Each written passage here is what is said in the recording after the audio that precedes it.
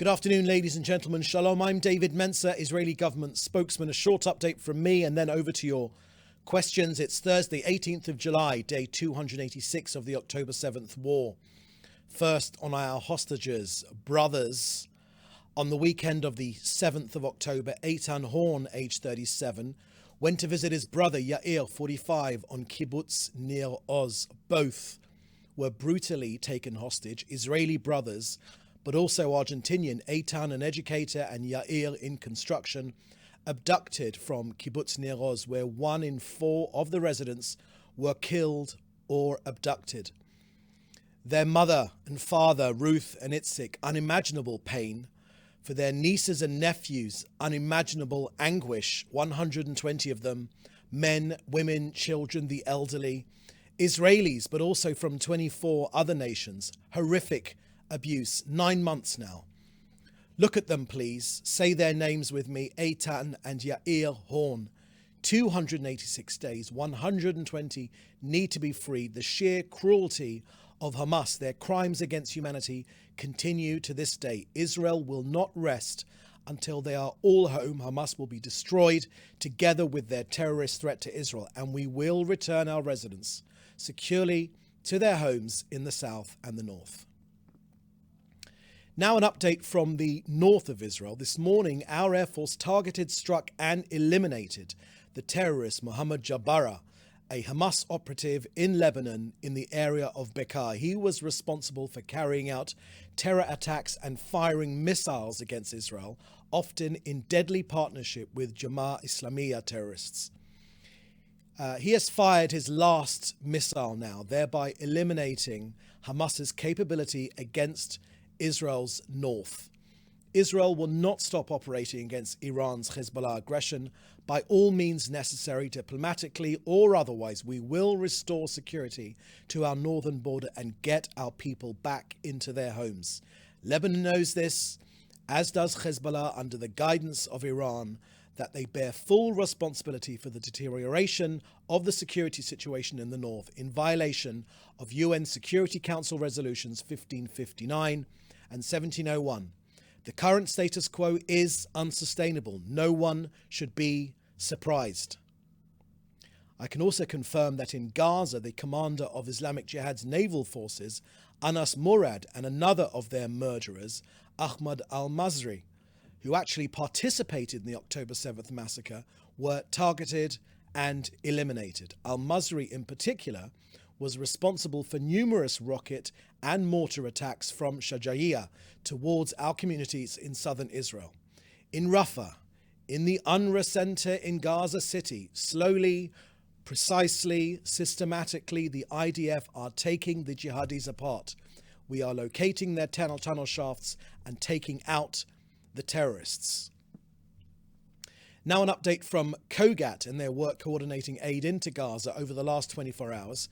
Can I point you to COGAT's new website? It's got chapter and verse of all the aid that's gone into Gaza.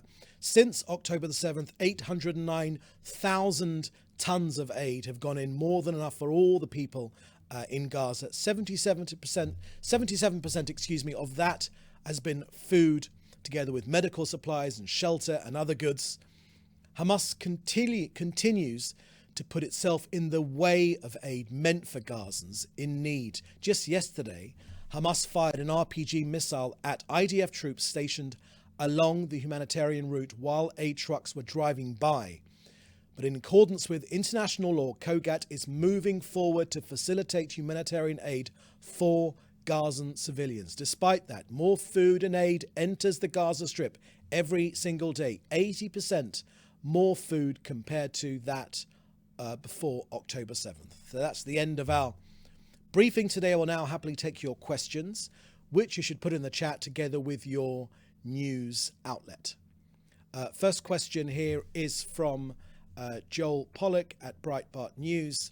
First question is: the parents of Israeli hostage Omer Nutra received a warm welcome on stage at the Republican convention last night. Can you comment on Israel's reaction to that?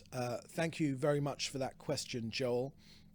Israel's government and the Prime Minister has called on everyone in the international community to do everything they can to put pressure on Hamas to release our hostages. So in line with that, we are extremely grateful to the Republican convention for featuring Omer Nutra and his parents to enable them to raise their profile to get our people home.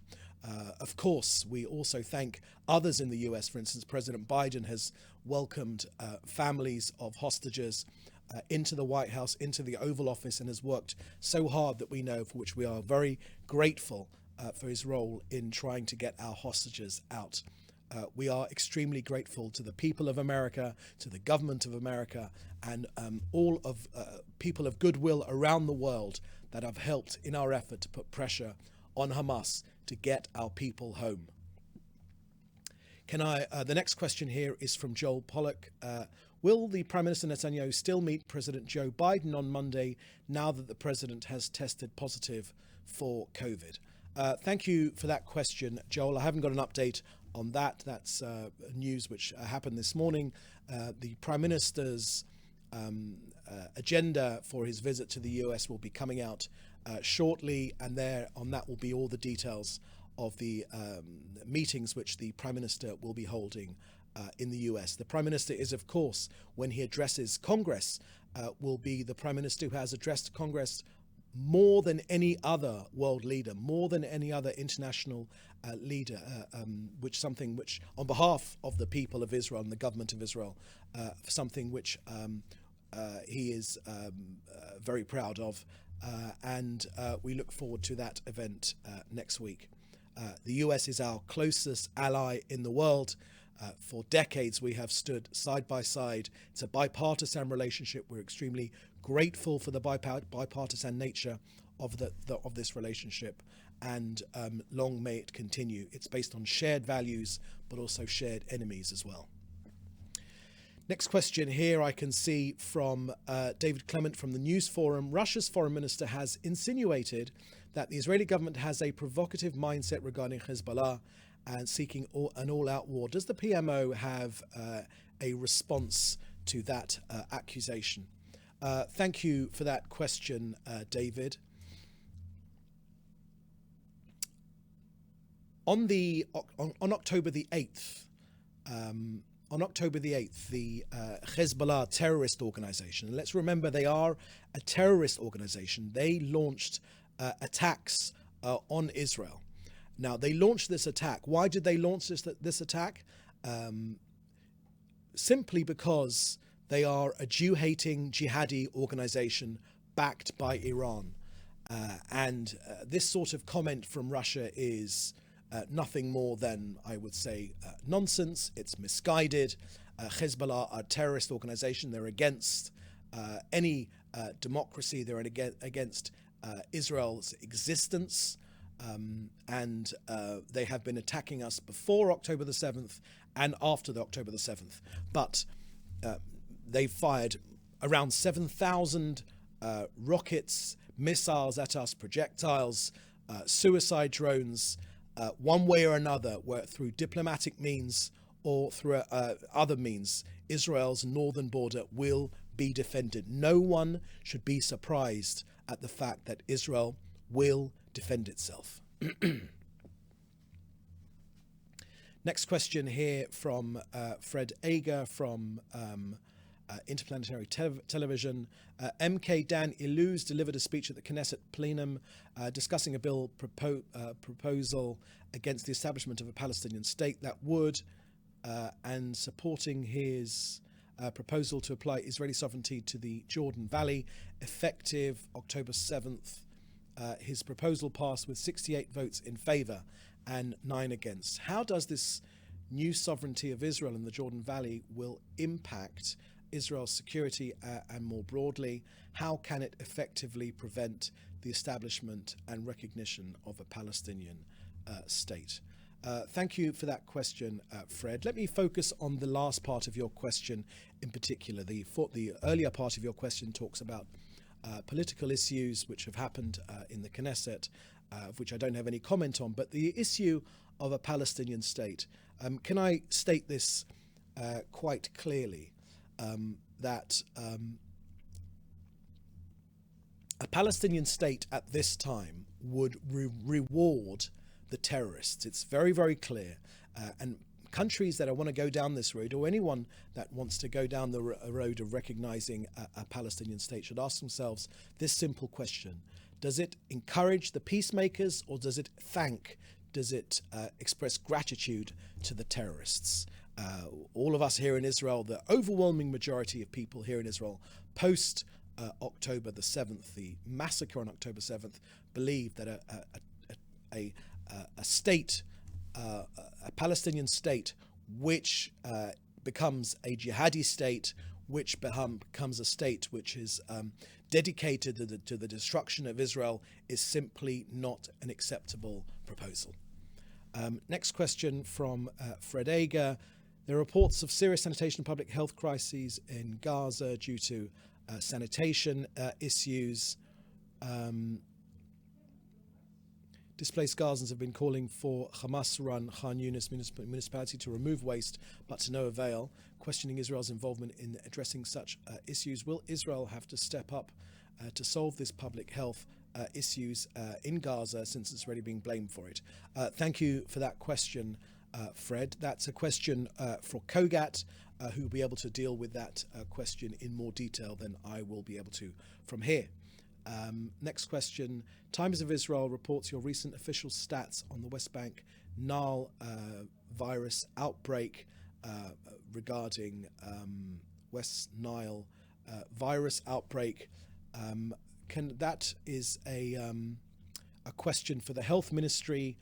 Fred, I haven't got anything more to add. The Health Ministry would be the experts on that subject of West Nile virus. Next question.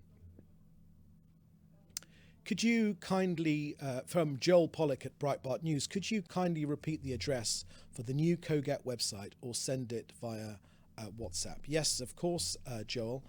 If you go onto the Kogat Twitter feed or X feed, there is it's clear there where the new website is, and you'll be able to get it from there. But otherwise, I will happily put it out on WhatsApp. Next question is from Mr. Rubin at BIM Group. Do you think that the resilience of the Israeli governance and citizens can also be explained by the strengthening of spirituality, faith and prayer since the beginning of the war? Thank you for that question, Mr. Rubin.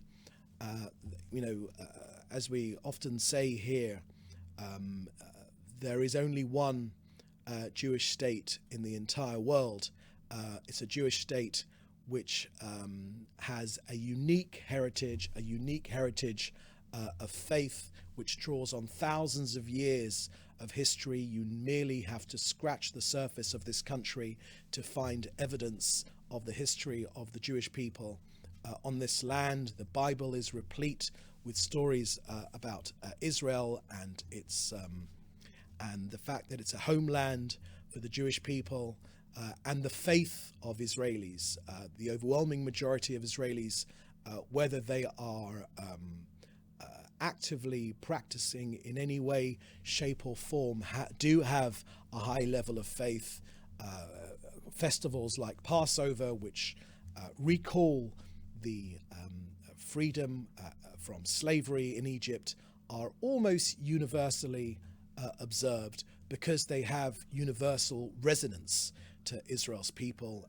We are a people that recognize evil when we have seen it. We know that for thousands of years, Israelis, Jews around the world faced persecution, but with nowhere to run. There is finally, for the last 76 years, a homeland for the Jewish people.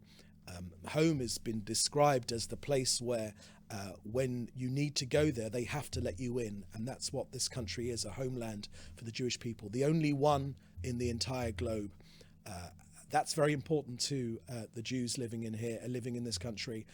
It's an important article of our faith as Jewish people. And also, it's a homeland for many others who live in freedom here in Israel. whether they be Druze or Muslims or Christians or whatever religion or no religion. This is a homeland it's a homeland for the Jewish people, but for other Israelis as well. And together we have done something very remarkable in this land. It's not something which is covered very often in the media, the social harmony to a large part, the tremendous achievements, the fact that this is the only democracy in hundreds of miles in either direction, the innovation, the creativity that has come out of this country, more startups per capita than any other nation in the world, the inventions which have come here, not to mention things like drip irrigation, ways, satellite navigation, the microchips which have come from here, the amazing medical devices which have been invented by this country, and all the while this country, of course, has almost no natural resources, almost nothing except for maybe the brain power of its people. And also we've just discovered some natural gas in the sea off our coast. But that's only really just starting to come online. So it is, we believe, miraculous that this country, despite the difficult neighborhood in which we live, has had such tremendous achievements. And despite the terrible shock, the terrible day of Jew killing on October the 7th, this country remains the homeland for the Jewish people. It's why today, even with the difficulties of this war, where we will prevail, you can take my word for it, we will prevail. Despite that fact, Jewish people feeling uncomfortable around the world, in international capitals where anti-Semitism has gone through the roof, they look to this country as a homeland, as a place they can run to.